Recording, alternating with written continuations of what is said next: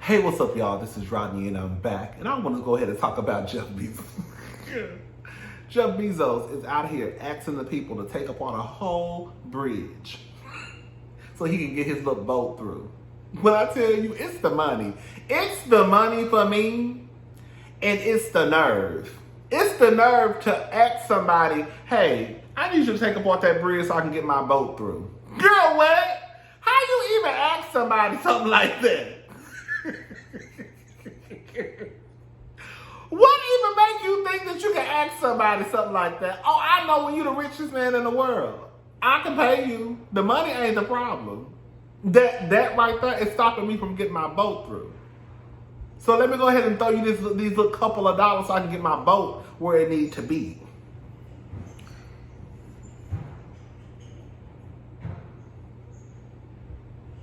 Get them the trash people. You know they come and pick up the valet. Not the trash people. Valet trash. Sorry, no disrespect. That's the valet trash. They come by every night and pick up. They're kind of late tonight, but they come by every night and walk by your door to see if you have trash in your bin. Okay. Granny know what was going on. Baby, who's about to bust this door down and hop over into the swimming pool? Was me. Okay. Anyways, all right. So listen, we're back to Jeff Bezos. I'm gonna read some of the article. I'll post the link to the article in the description box. Peer pressure. Dutch city to dismantle historic bridge to accommodate Jeff Bezos' new yacht. A Dutch city has agreed to spend weeks taking down an historic bridge so Jeff Bezos' new gigantic super yacht can reach the open seas this summer. The Amazon founder's 417-foot-long ship that costs roughly $500 million is under construction in the Netherlands, but the pleasure boat will be too tall to pass under the landmark bridge. As a workaround,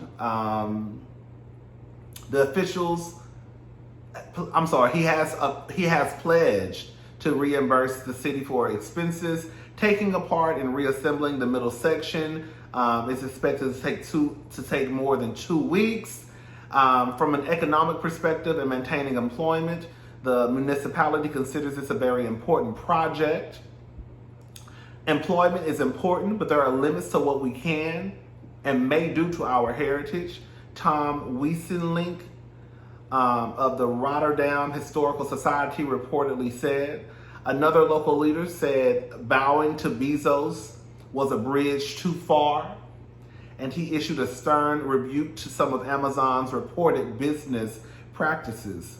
This man has earned his money by structurally cutting staff, evading taxes, avoiding regulations, and now we have to tear down our beautiful, national monument. They're not here for it, honey. It's a hard. They basically, what it sounds like to me is you have some people who basically probably just don't like Jeff because he's one of those rich, probably pricks, right? And then you got the other ones on the other side who are like, girl, this could basically employ some people at least for a couple of weeks. But it's the nerve for me. The simple fact for you to even open up your mouth and ask somebody to take apart a whole bridge, girl, it's the audacity. Girl, I love it though. Girl, when you got money, girl, money ain't a baby girl. When you got money like that, honey, you can ask people anything. What they gonna say? All they can tell you is no. Shout out to Jeff. Nick Cannon apologized. So, we talked about Nick Cannon the other day. And he, on his 8th baby mama. And he came out on his show and he was announced a pregnancy. And in the middle of his pregnancy, he also talked about his son who passed away. I think a month or so ago, probably a couple months ago. I'm not sure, probably a month or two. He passed away recently. And the child's mother, I think her name is Alyssa Scott. She came out and she had a statement, I guess, from what she said in the statement, you could tell that she was bothered by what Nick had said. It was clear as day. So I guess once he realized that he had, ruffled some feathers, he came back and apologized for, I guess, how he went about announcing the pregnancy and also kind of throwing the death of his deceased son in the middle of the announcement, which was just tacky. This is some of what he had to say. I wish to always protect and respect the privacy of the mothers of all my children. I know I can do better when dealing with delicate and sensitive discussions. I promise the mothers of my children, I promise my family that I will do better and continue to be more understanding, caring, compassionate, like they often show me each and every day. Girl, Nick is a mess. Nick is a hot mess.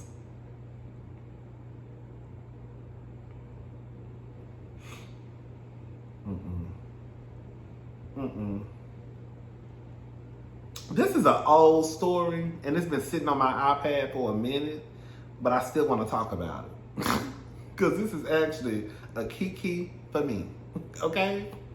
OnlyFans, this is according to Hollywood Unlocked.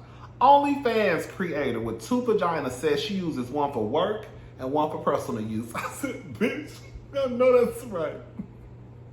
Mama said, who a hoe? Who a hoe? Girl, that vagina is for work. This vagina is for my man. Okay? This one might be a hoe, but this one is saved and sanctified, baby. Okay? This vagina is a hoe. This one ain't. Babe, I know that's right. White this says you got me messed up. An Australian woman who was born with 2 vaginas says she uses one for work and the other for personal use. So you can't call her no. Anyway, during a doctor's visit, she learned at the age of 20 that she had a I can't pronounce that, didelphic uterus. Evelyn, 32, started working as an escort 7 years ago in Queensland after a failed relationship and started traveling around the world. She said due to her condition, sex work was easier for her emotionally and physically. Additionally, she started working as an OnlyFans creator after quitting the escort industry. I was able to use one vagina for work and one vagina for my personal life, which made the work a lot easier emotionally and physically for me. After I quit this, I started OnlyFans, filming adult content with both vaginas, and it's been very, very successful. Bitch, I know that bitch got 2 pussies, bitch. It's being a hoe without being a hoe for me. That's what it's about for me. It's about being a hoe but not being a hoe. It's about one of your coochies being a whore and the other one, girl, it's not a whore. It's not. Shout out to Australian white fish. That's what I'm talking about, mama. Girl, get it, girl. Work ain't husband that pays the bill. Yes, it does. What you gonna do when it come for you? Dum dum dum dum. Gave me the life that I gave to live, and the love that I gave to give. That's just the see the girl. I ain't making on my own. From the sun where the flowers bloom, he became the sun, I became the moon. That's just what I hope to be. But it's back on me. Yes, Erica! Anyways, okay. Ex-Dolphins coach Brian Flores sues NFL and 3 NFL teams for racial discrimination. Claims he was offered $100,000 to make his team lose. This is according to the Jasmine brand. Former head coach of the Miami Dolphins, Brian Flores, he look like he cute. Girl, come on. Filed a lawsuit yesterday, February the 1st, in the U.S. District Court and Southern District of New York against the NFL, the New York Giants, the Denver Broncos, and the Miami Dolphins organizations for racial discrimination. Flores, who is black, landed the head coach position of the Miami Dolphins in 2019. However, last month, the 40-year-old coach was unexpectedly fired by the organization despite reportedly having 2 years left in his contract. Oh,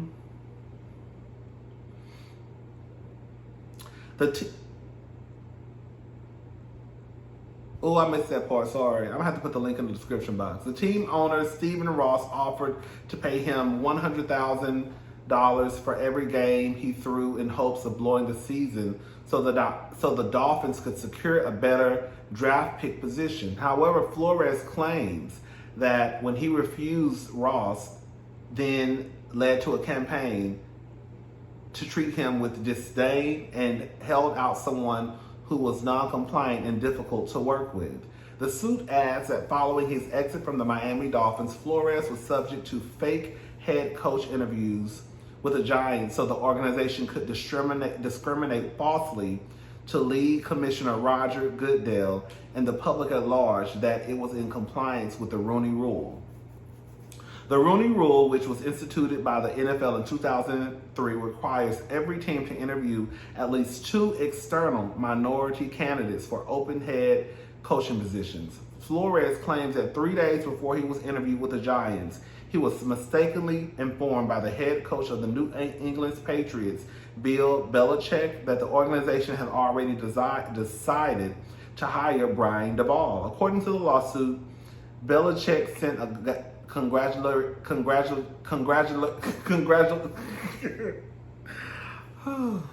According to the lawsuit, Belichick sent a congratulatory text to Brian Flores. In addition to that, Flores had to deal with another shame interview from the Denver Broncos in 2019, according to the lawsuit. Flores alleges that Broncos then general manager John Elway, president and chief executive officer Joe Ellis, and others showed up an hour late to the interview. The legal documents add that the Broncos delegation looked completely disheveled, and it was obvious that they had been drinking heavily the night before. Ooh, girl, this is a mess. That's a mess. That's a hot mess. I can believe it. I can definitely believe what they're saying. You know, I really don't keep up with sports like that unless it's a mess. I can believe what he's saying. Not can believe, I believe it. Okay? Anyways, I'll talk to y'all girls later. Bye. Let me know what y'all think. Bye.